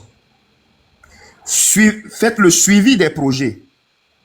Lorsque les projets sont initiés, que ces jeunes descendent sur le terrain, qu'ils observent, qu'ils surveillent, personne ne les en empêchera. Si on les en empêche, le Parlement l'a dénoncé. Si quelqu'un, aujourd'hui, les hôpitaux mères et enfants sont en construction, combien de milliards ont été votés pour ces hôpitaux? Lequel jeune parmi nous sait concrètement ce qui se passe ou quel est l'état d'avancement des projets? Mais nous avons nos caméras. Nous pouvons y aller, nous, population. C'est pour nous que le PR a initié ce projet. Nous venons voir ce qui se passe. Et nous venons comprendre quelles difficultés vous rencontrez. Et nous allons en parler au Parlement. S'il y a à taper sur quelqu'un, on tapera sur lui pour que nos voix arrivent jusqu'au PR. Nous avons une chance, Monsieur Papson. Mais pour le reste, ce que nous voyons là, ce sera juste du sacrifice gratuit. L'histoire va se répéter. Merci, Monsieur Papson, j'ai chuté. Je voudrais juste réfléchir 2 minutes. Est-ce qu'on peut prendre la parole dans votre réflexion? Je pense que c'est... Monsieur Lyon, attendez. Oui, bonjour à vous tous et bonjour, Président. Merci pour tout ce que vous êtes en train de faire et merci pour hier aussi. J'espère que vous êtes en forme, Président. Est-ce que vous m'écoutez, Président? Ok. Déjà, moi, je remercie toutes les personnes ici parce que déjà, hier, ça a été très bien. Ce panel-là, c'était waouh. S'il faut noter le panel d'hier, c'était à 100%. Et je tiens toujours à dire que quand je viens d'écouter le parrain, le Théon ou autre là, je me rends compte toujours que les gens sont toujours dans les pays de je rêve. C'est-à-dire les gens continuent toujours par rêver. Et pourquoi je dis les gens continuent pas toujours à rêver? Parce que hier, on avait mesuré certaines personnes ici et qui pensaient qu'ils étaient implacables, hein, qui pensaient que personne ne pourrait les bouger. J'ai juste donné un exemple hier. Alors notre grand frère était sorti de lui. Il y a des gens qui sont venus braves, accessoires, le Père Dieu, et on a cloué. J'ai vu des personnes hier ici qui se jouent vraiment à l'intelligent. Donc j'ai vu le sentiment, ils ont commencé, s'ils voulaient pleurer. Mais bon, j'en passe. Monsieur Parrain ou bien monsieur, j'aurais aimé que monsieur Théon peut même répondre à cette question avant que je ne prenne rapidement ma parole pour 2 minutes ou bien 3. Monsieur Théon, dites-moi, quand est-ce qu'un père peut-il dire que j'ai réussi ma vie?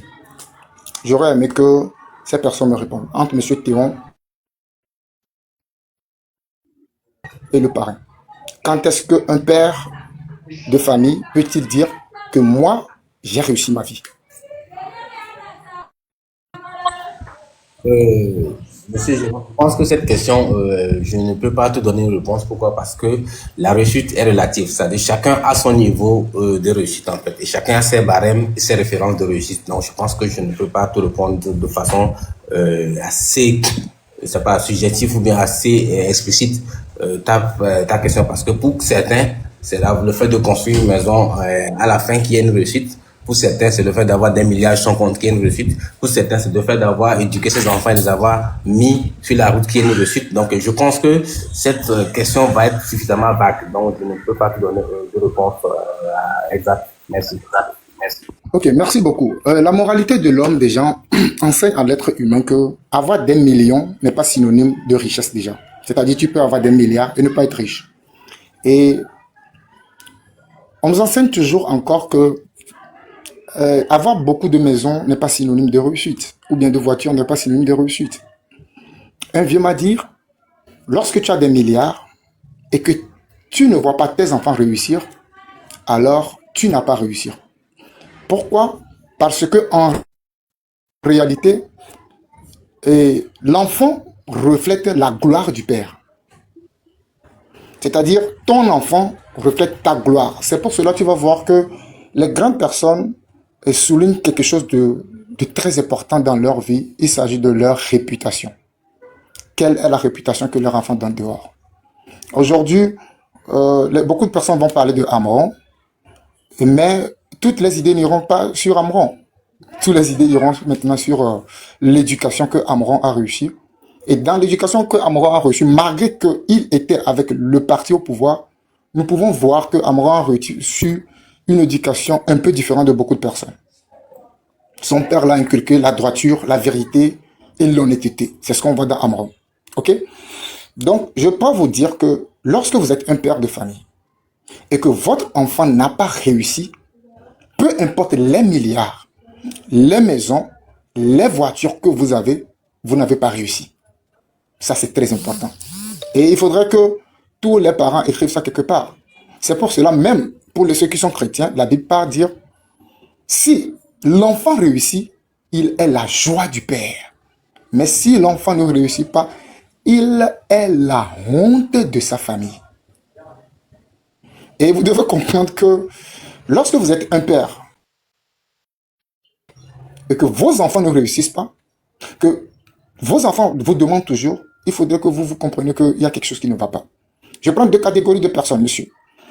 Une personne dont son père a tout fait pour qu'il réussisse et une autre dont son père s'en fout de lui et il l'a laissé à lui-même. Entre ces deux personnes, qui a la possibilité de vite échelonner, de vite se réaliser? C'est la personne dont son père a pris le temps de l'aider à arriver quelque part. Je ne sais pas si vous me comprenez. Et la différence aujourd'hui entre l'Europe et nous, et les Africains, la plupart de nous, c'est ceci. Et aujourd'hui, l'Afrique, nos parents, lorsqu'ils mettent un enfant au monde, ils n'ont aucune vision par rapport à l'enfant. Il n'y a aucun plan par rapport à l'enfant. C'est-à-dire juste, il faut avoir un enfant, quoi. Or, en Europe, pour bien avoir un enfant, il faut discuter, il faut mettre des plans, il faut essayer de dire, il faut mettre cette cagnotte pour l'enfant jusqu'à son 18 ans. Là, on peut le laisser. L'enfant de ça, maintenant, peut commencer à faire quelque chose et réussir. Voici la différence entre deux nations ou bien deux continents. Voici la différence pour laquelle aujourd'hui, les Africains quittent aujourd'hui pour partir en Europe et nous, on est toujours ici. Et ça ne va pas. Maintenant, pourquoi je vous ai donné cet exemple? C'est juste pour vous dire. Si aujourd'hui, le gouvernement est comme notre papa. Le gouvernement togolais, son excellence, M. Faure Gnassingbé, est le père des Togolais. Ben, si aujourd'hui, les Togolais crient qu'ils ne mangent pas, pourtant notre papa a des milliards, alors, quel est le nom que tu penses que nous pourrons donner à ce papa? Un papa mauvais? Un papa tyran? Ou quel est le nom qu'on peut donner à ce papa-là? C'est très important. Tu peux toutefois donner l'héritage à ton enfant, même s'il le gaspille, il ne l'utilise pas dans le bon sens comme il le faut. Lorsque ton fils revient vers toi, il est encore de ta responsabilité de père de reprendre ton enfant et d'en prendre bien soin. Et le problème se situe là. Et on est en train de voir que nos papas s'en foutent vraiment de nous. Ils se foutent tellement de notre gueule à un point où nous essayons à chaque temps de leur rendre non, tu sais quoi. Il n'y a pas de mots. Il n'y a pas de mots, monsieur Théon. Il n'y a pas de mots. Et monsieur Brave l'a dit aujourd'hui. Qui peut dire aujourd'hui que le Togolais est paresseux? Dans toutes les nations que moi j'ai mis pied, dans toutes les entreprises que moi j'ai travaillé hors de ce... Quand moi je suis là-bas en tant que Togolais, la grande partie des gestions m'est confiée. Juste parce que je suis Togolais. Juste parce qu'ils vont en des Togolais des personnes qui travaillent dur. Des personnes qui croient en eux. Ben, vous ne pouvez pas nous dire ici que les Togolais n'ont pas de... C'est-à-dire, ils attendent le gouvernement. C'est se foutre de notre gueule. Vous ne pourriez pas nous dire ici que... comment dirais-je, quand aujourd'hui quelqu'un a un projet qu'il écrit au Fayège et que le Fayège refuse, 2000 personnes, on va donner la pression. Vous allez donner la pression à qui? On est 9 millions de personnes. Plus de 5 millions de personnes sont en train de donner la pression pour que quelque chose change. Qu'est-ce qu'il y a déjà mis en place? Ici, nous sommes en train de parler politique. Nous sommes en train de parler quelque chose dont le monde entier nous écoute. Vous pensez que c'est votre petit projet au niveau de Fayège dont vous allez essayer d'apporter 2000 personnes pour que Fayège va changer sa décision? C'est impossible. Vous pensez qu'on n'a jamais écrit de projet au niveau de Fayège? Pourquoi il faut forcément 2000 personnes avant que le projet d'un citoyen dans une institution créée par l'État pour aider doit être pris en valeur? Pourquoi forcément 2000 jeunes pour donner la pression? C'est là où vous devez vous rendre compte qu'on est dans un pays où il n'y a rien qui se fait normalement. Pourquoi, monsieur le parrain, il faut 2000 personnes? Monsieur Jérôme, vous pouvez chuter s'il vous plaît. Merci. D'accord. Pourquoi, s'il vous plaît, une minute et puis je finis. Pourquoi 2000 personnes pour donner la pression à une institution financière d'aide pour aider quelqu'un? C'est pas normal. C'est pas du tout normal. Ce qui veut dire qu'il y a un problème. Et même lorsque nous allons le faire, rien ne va changer. Ça, je vous le promets. Et il est très important que nous comprenions que le problème du Togo, pour que je finisse, c'est que je pense que les personnes qui nous dirigent n'ont pas la culture de l'excellence. Je vais le redire. Le problème que moi je vois avec notre nation est que les personnes qui nous dirigent n'ont pas la culture de l'excellence. Je m'arrête ici pour le moment. Merci à vous tous. Merci. S'il vous plaît, tapotez, partagez le live, s'il vous plaît. J'aimerais réitérer quelque chose. Il faut que nous sommes tous des responsables. Respectons le temps qu'on accorde à tout le monde pour que tout le monde puisse parler, parce qu'il y a beaucoup de demandes. Il y a des gens qui sont en bas qui pensent qu'on ne veut pas les faire monter. Respectons le temps et partagez à tout le monde. C'est 3 minutes par personne. Sinon, on sera obligé de vous couper la parole et franchement, ce serait pas bien. Merci. Tapotez et partagez le live, s'il vous plaît. Monsieur Machi en bas, vous avez la parole. 3 minutes. Merci. Ok, merci. Je crois que je vais finir avec 46. Merci d'abord au président du Parlement. Ça fait un bon moment que je ne suis plus remonté là. Je trouve que c'est assez intéressant maintenant. D'entrée de jeu, permettez-moi de dire que celui qui qualifie le chef d'État de papa, je voudrais le rappeler qu'aux yeux de la Constitution et aux yeux du serment qu'il a prêté, il n'est pas notre papa, mais il est notre serviteur. Et le comprendre ainsi, comprendre la différence, fait toute la différence. C'est un serviteur. Un serviteur a l'obligation d'être à l'écoute des personnes qui lui ont confié un mandat, comme le président est en train de le faire dans ce Parlement actuellement.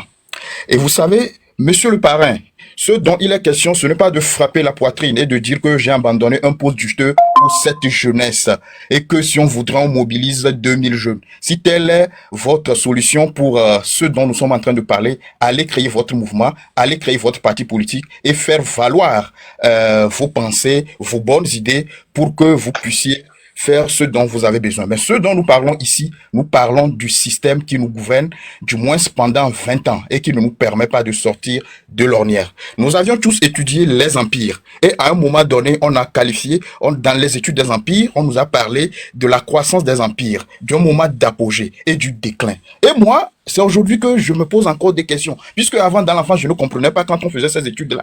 Mais comment se fait-il que quand l'Empire atteint son apogée, tous ceux qui sont dans le pays n'arrivent pas à maintenir l'Empire dans son apogée jusqu'à l'éternité, et ils attendent et ils regardent, et puis ça rentre dans le déclin, et puis ça disparaît. C'est maintenant que je suis en train de comprendre cela. Qu'aujourd'hui, pour moi, le Togo, dans les 20 ans de gestion là, on ne peut plus dire que nous sommes dans une phase d'ascendance, ni dans une phase d'apogée. Mais c'est qu'on est dans le déclin. Et on ne peut rien y faire. On ne peut rien y faire. Et tout ce qu'on peut faire, on ne peut rien y faire avec le système qui nous gouverne pendant 20 ans. Et ils ont su montrer leurs limites. Vous savez, autant on dit qu'aucune œuvre humaine n'est parfaite, de la même manière, c'est dire que nous avons tous nos limites. Et reconnaissons avec humilité que ceux qui nous dirigent ont atteint leurs limites. Et pour pouvoir, il y a peut-être deux voies. Et permettez-moi, et l'une des voies, c'est quoi? C'est que unir, qui se dit parti majoritaire, parti national, tout ça, etc., puisse prendre la mesure de la chose et